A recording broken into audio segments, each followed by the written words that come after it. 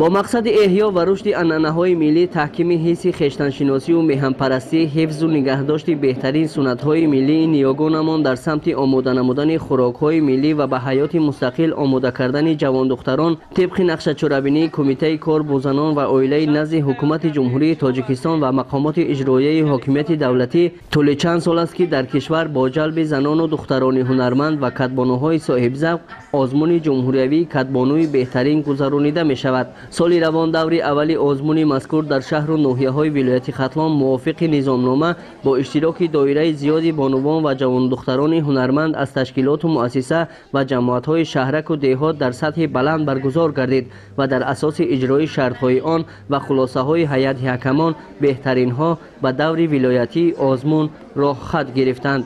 دور ولایتی آزمون جمهوریوی کدبانوی بهترین با اشتراک مسئولین مقامات اجرایی حاکمیت دولتی ولایت ختلان در ناحیه شهری توس برگزار گردید. در دایره این تدبیر غالبان دور شهری و ناحیوی آزمون نمایشگاه هنرهای مردمی و سر و لباسهای ملی تشکیل کرده از روی هر یک نومیناسیون هنر و مهارت خویش را پیشنهاد حکمان نمودند. ما زنهای ناحیه شهری توس کوشش نمودیم که همه طعام‌های خوراک‌های ملی را پخته پیشکش مهمانان گردانیم. در اینجا همه خوراک‌های ملی پخته آماده شده است که همه این را ما خودمون زنها با دستان خودمون تیار کردیم. خوراک ملی ما قروتاب، مثلا طرز تیار کردن قروتاب، ما قرود را از شب در آب گرم تر کرده، یعنی با دست پوشک در طبق چوبین انداخته کف میزنیم، بعدا با فطیر روغنی وای میکنیم، فطیر تیار میکنیم و محصولاتش گشنیز، پیاز، بادرینگ، پمیدور. ما قروتاب را یعنی این خوراک ملی را آماده میسازیم. طوری که کلانسالان به ما آموختند طرز تیار نمودن خوراک های ملی را خیلی که ما آموختیم، امروز پیشکش مهمانان کردیم.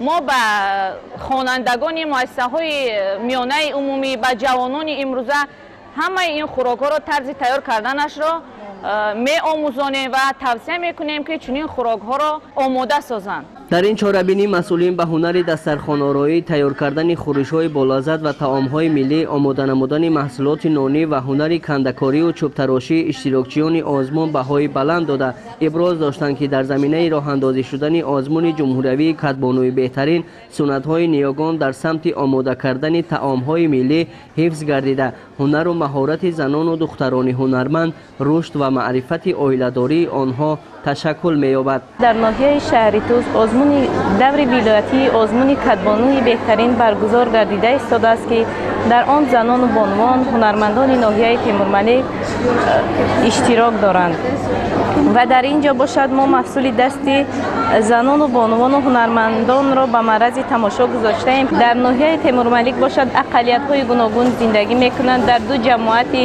کلانترین مردم ازبک زبان هستند که بهترین هنرهای مردمی را دارا می باشند و یکی از محصول دستان آنها این خوراک‌های ملی پخت و پزها کوچک‌قندها می باشد. مورد ذکر است که در شهر و ناحیه‌های ولایت ختلان سال شماره اشتراکچیان دور اول این آزمون جمهوریوی زیاد می‌گردد که این از بیشتر شدن توجه زنان و جوان دختران نسبت به هنر و هنرمندی میباشد. ذکر شد که هنر برای هر یک فرد مایه افتخار و سرفرازی است. به این خاطر باید جوان دختران هنر کدبانوگی و آیین روزگارداری را از مادران آموزند. والدین را نیز در نوبت خویش لازم است که این مسئله و آماده کردن فرزندان را به حیات مستقل همیشه زیر نظارت قرار دهند.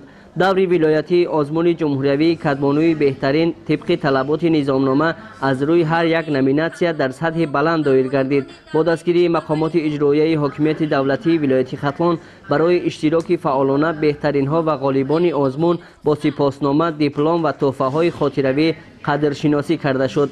در دور ولایتی آزمون کدبانوان و جوان دختران هنرمند 4 شهر و ناحیه ولایت با برتری در اجرای شرطها سزاوار مقام اول و افتخاری گردیده آنها از جانب هیئت حکمان به دور جنبستی آزمون که در پایتخت مملکت شهر دوشنبه به طور پرشکوه برگزار می شود راه خط گرفتند. چاره‌بینی مذکور با برنامه فرهنگی صنعتکاران ولایت و هنرمندان ناحیه شهر توس خوش و خاطرمان صورت گرفت.